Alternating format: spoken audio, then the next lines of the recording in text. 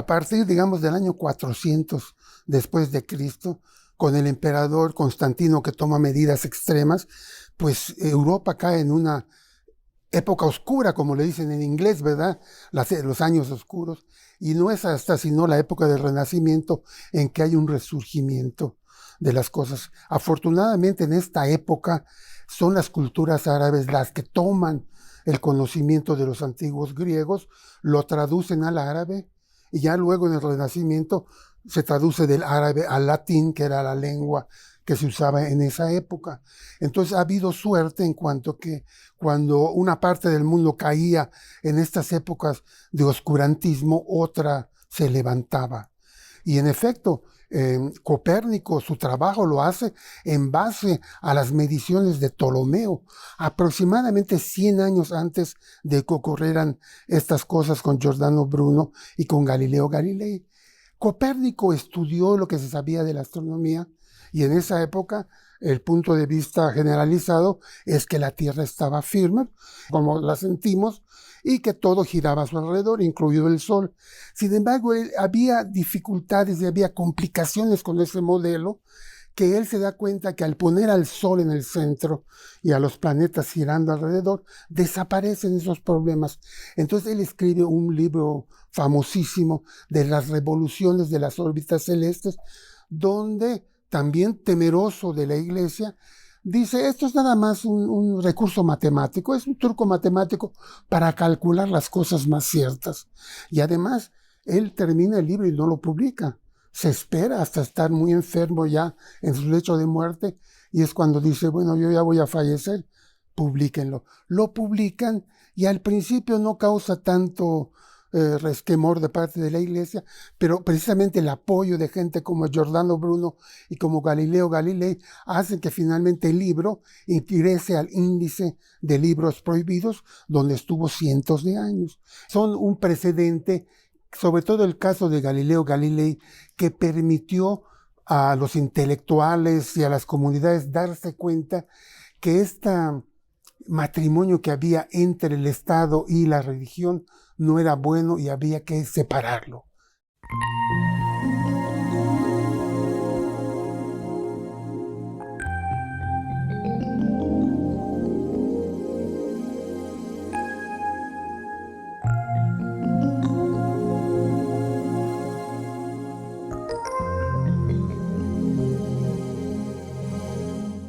Los juicios de Giordano Bruno y Galileo Galilei son muy importantes porque ellos son acusados no de algún crimen que cometieron, sino por sus ideas y por las enseñanzas que tenían.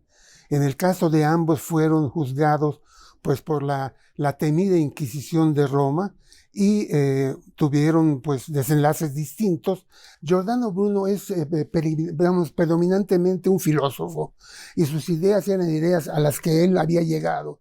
Por ejemplo, él concluía que el universo era infinito, con un número infinito de mundos, con gente en esos mundos, y esto a la Iglesia no le gustaba porque decía, bueno, ¿qué va a hacer Dios? Va a mandar un Jesucristo a cada uno de estos mundos infinitos, y además realmente estaba opuesto a muchos dogmas de fe de esa época. Por ejemplo, él no creía en la virginidad de María, la Madre de Cristo. Él no aceptaba la autoridad suprema del Papa por encima de todo, sino que pues él prefería pensar en la Biblia, no creía en la Trinidad. Entonces él realmente, más que conocimientos científicos, eran conceptos que él filosóficamente había llegado a que él no le parecían bien y se oponía a ellos. Giordano fue una persona realmente de un carácter tremendo, viajó por el mundo y en todos los lugares tuvo dificultades y enfrentamientos y imprudentemente regresó a Venecia, lo capturaron, lo mandaron a Roma, lo juzgaron y estuvieron insistiéndole que se retractara. Pero él nunca se retractó y finalmente, como sabemos, en 1600 lo quemaron vivo, la pena máxima que podía imponer la Inquisición. Y bueno, queda esto como un caso, digamos, exagerado de justicia. Él nunca cometió ningún crimen del orden común y sin embargo fue ejecutado. En cambio, Galileo Galilei era un científico y todo lo que le ganó la enemistad de la Inquisición era científico. Es considerado el padre de la ciencia moderna, porque es el primero que mide cosas y saca cuentas y hace cálculos, y en particular estudia mucho la gravedad. Él apoyaba la teoría heliocéntrica, el Sol al centro de lo que entonces era el universo, y esto no le gustaba para nada a la Iglesia, porque había pasajes de la Biblia. Por ejemplo, en Salmos hay un pasaje que dice: Dios creó la tierra sobre sus cimientos y la hizo inamovible. Entonces, que alguien viniera a decir que la tierra estaba dando vueltas era inaguantable. Y lo acusaron más bien de eso. Galileo era un católico ferviente, nada más que estaba diciendo cosas científicas que, digamos, estaban hasta cierto punto comprobadas, y esto le gana la enemistad. Pero es tan importante su personalidad, era el científico más destacado del mundo en esa época, que la Inquisición romana busca algún tipo de compromiso, lo llaman a Roma y le dicen: oye, cálmate, y él dice que sí, pero regresa a Florencia, que es donde radicaba, y continúa predicando esto, hasta que finalmente, ya él muy mayor, lo llaman a Roma, y si bien no lo mandan a la hoguera, que hubiera sido un exceso increíble, lo mandan a Florencia en arresto domiciliario. Ahí lo visitaron personalidades de la época y finalmente fallece en este arresto domiciliario.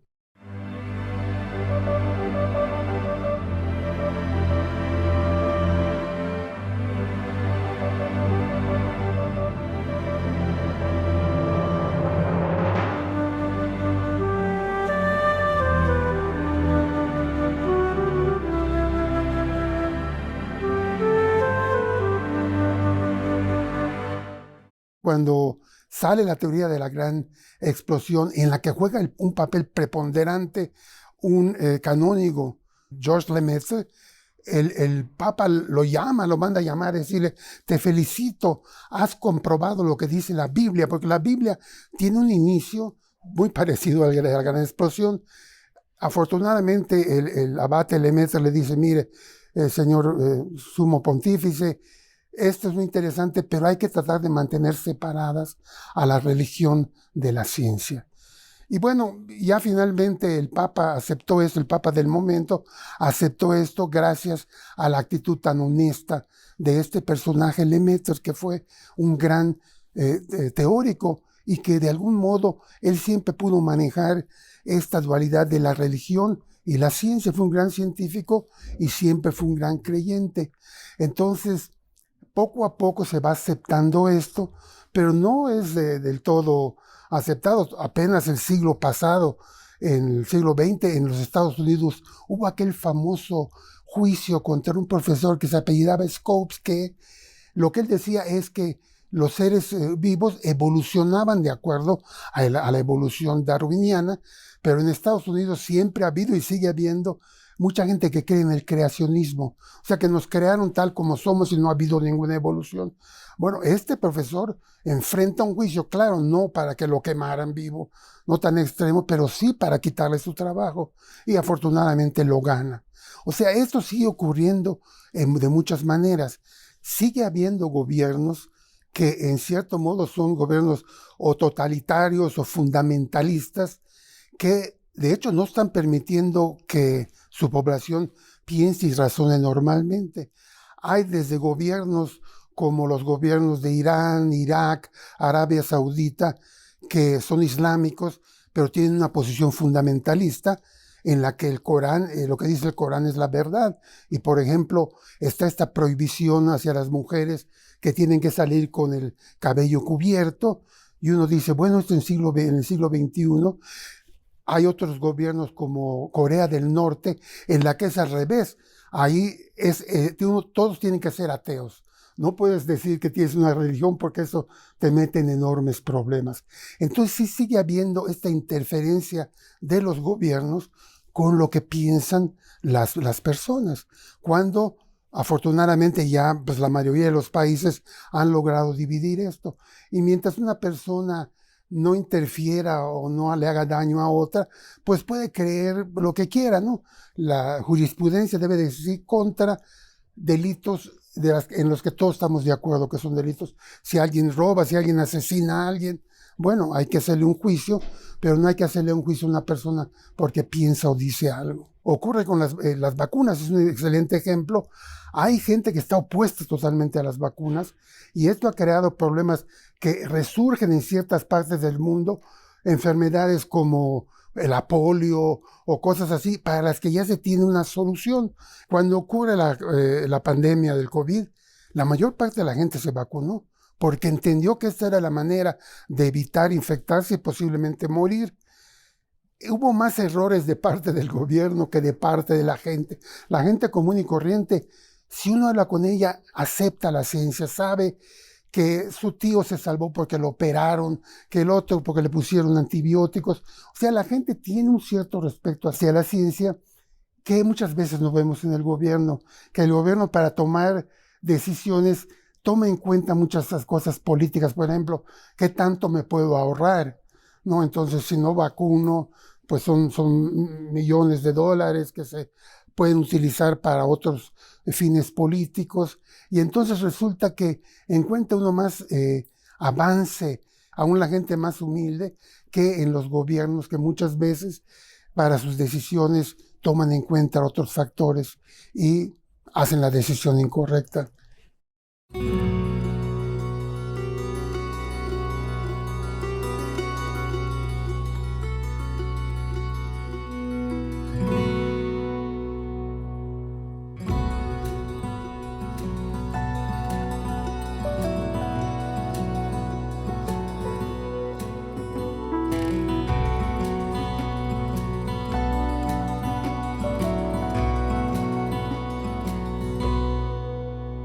La ciencia siempre hace pensar a la gente, trae ideas nuevas, conocimientos nuevos, cuestiona uno las cosas antiguas y muchas veces un gobierno no quieren que esto ocurra y por lo tanto ya no pueden someternos a la Santa Inquisición, pero sí nos pueden quitar presupuesto y esto también es muy grave.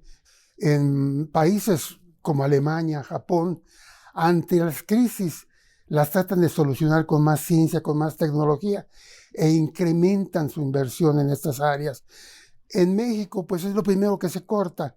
Nunca hemos rebasado el famoso 1% del Producto Interno Bruto en la ciencia y cuando hay problemas económicos, pues lo primero que cortan es la ciencia.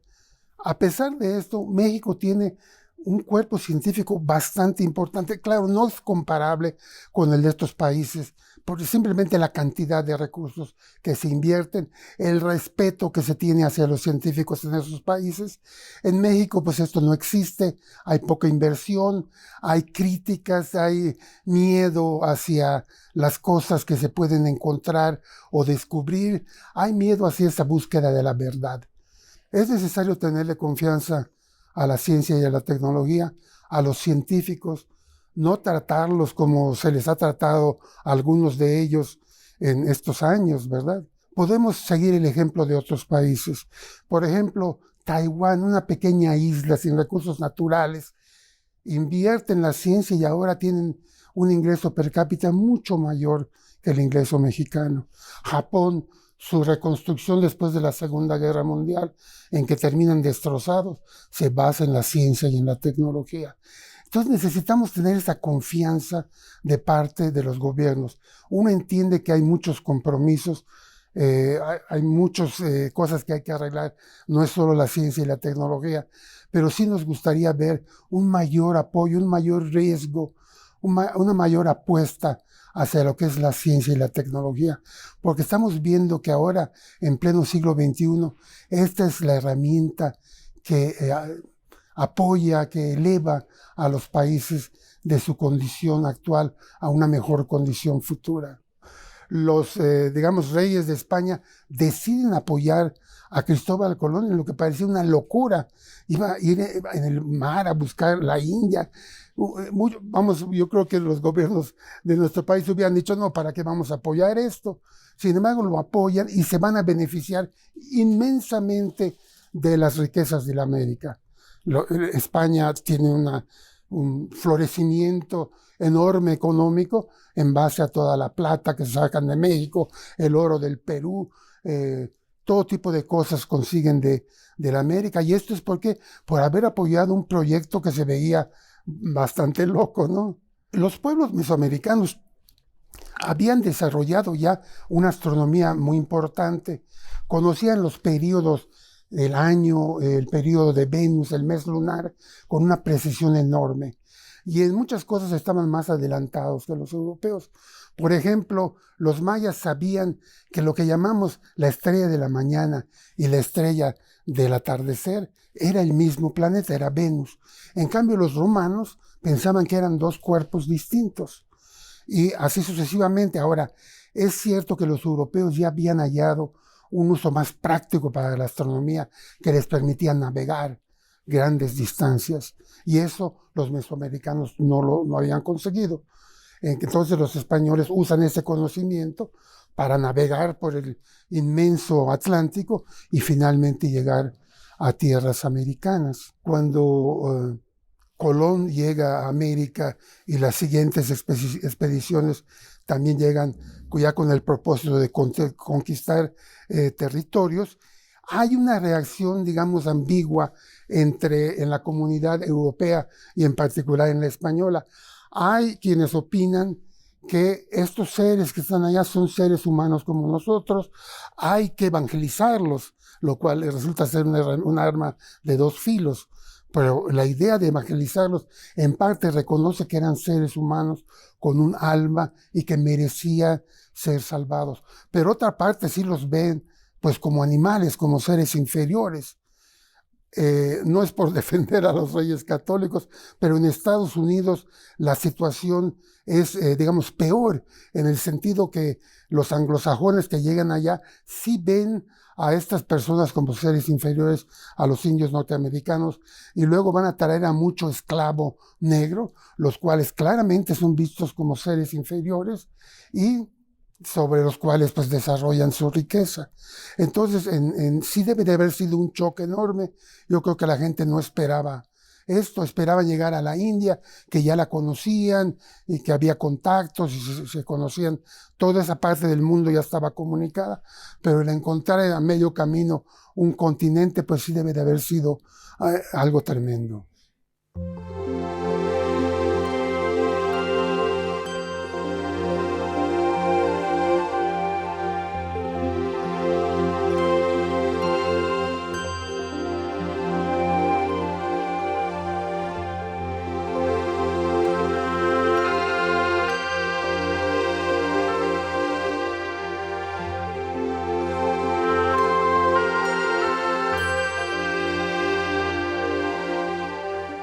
La ciencia se cuestiona a sí misma todo el tiempo, es constantemente. Los que trabajamos en ciencia, estamos haciendo cosas, repitiendo experimentos, haciendo experimentos nuevos y siempre buscando este elemento nuevo que la gente no conocía y que a veces puede estar en contra de conocimientos anteriores. A principios del siglo XX también hubo este famoso debate de si la galaxia, nuestra familia de estrellas, era lo único que había en el universo o si afuera había otras galaxias. Y finalmente triunfó la idea de que hay muchas galaxias. Y esto, pues, vamos, desechó la idea anterior. También había la idea de que el universo era estacionario, que siempre había sido como era y siempre iba a ser igual. Y esto se ha rechazado. Se sabe que hay una especie de inicio del universo y que el universo ha ido cambiando con el tiempo. Es difícil ver el beneficio. Por ejemplo, la búsqueda de planetas habitables, ¿no? O inclusive de planetas ya habitados por algún forma de vida. Pero hay que pensar que en el futuro el Sol se va a apagar, vamos a decirlo así, y este conocimiento quizás sea invaluable para que una parte de la humanidad se pase a ese nuevo planeta más joven. Antiguamente se creía que había una banda, en nuestro sistema solar estaría Venus, la Tierra y Marte, donde las temperaturas son apropiadas para que haya vida, pero ahora se ha descubierto que más afuera hay frío, pero estos satélites alrededor de Júpiter o de Saturno están siendo como que apachurrados y están calientes, más calientes de lo que deberían de estar, y a lo mejor allá hay vida. La ciencia Es muy interesante compararla con la religión. La religión trata de no cambiar. En cambio, la ciencia es probablemente la única actividad humana en que se premia y se reconoce a la persona que encuentra que algo está mal con el conocimiento científico y propone una mejor solución. Con el paso del tiempo hemos averiguado muchas cosas. Sabemos que el Sol es una de miles de millones de estrellas, que la Tierra es un planeta, pero que hay un enorme número de planetas alrededor de las otras estrellas, que afuera de nuestra galaxia hay otras galaxias. Hemos aprendido muchas cosas y muchas de esas cosas se hicieron rechazando un conocimiento anterior. Y esto es algo maravilloso de la ciencia y es lo que le ha permitido continuar avanzando con el paso del tiempo y no estancarse. El estar dispuestos a aceptar un nuevo conocimiento y a rechazar un antiguo conocimiento por incorrecto.